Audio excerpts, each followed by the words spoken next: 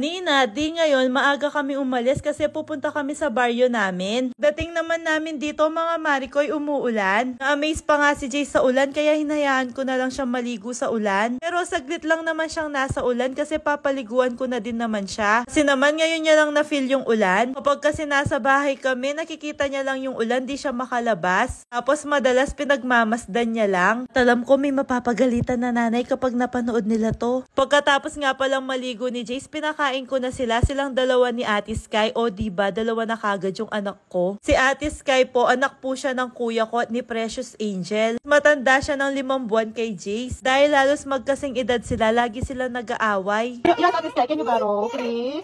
Oh, Ate Sky, very kind. Ate Sky will borrow you. Ate Sky will borrow to you. You give it Ate Sky na. You give it Ate Sky naman kasi. You give it Ate Sky na. Kawawa Ate Sky.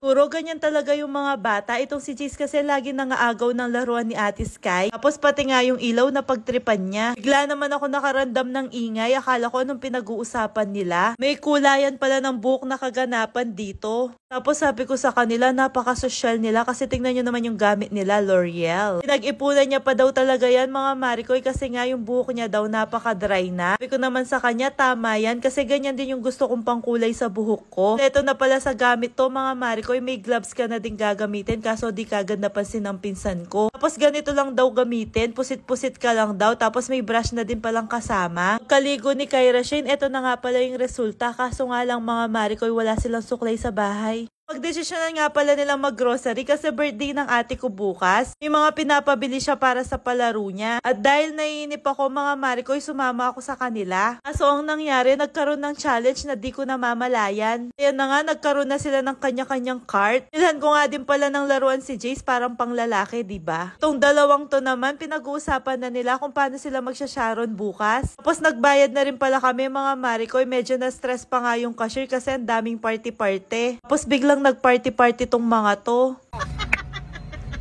For the first time in forever, magdadangin sa Jollibee. Oy, saan po ako yan? Yan na lang itanong bakit sobrang saya nila at sino yung nabudol. Sumama ako sa kanila kasi naiinip ako. Akala ko ililibre nila ako. Ngayon palang ending ako yung naglibre. O nawa, Diyos lang po yung iniinom namin. Taratagin tayo, tapos hindi. Pumunta sa malalim na walang may Matabanda, kutsara na mo. Opo mga Marikoy, Diyos lang yung iniinom namin, walang halong biro. Ito nga pala si Jace nakikipaglaro sa mga pinsan niya. Yun lang, bye!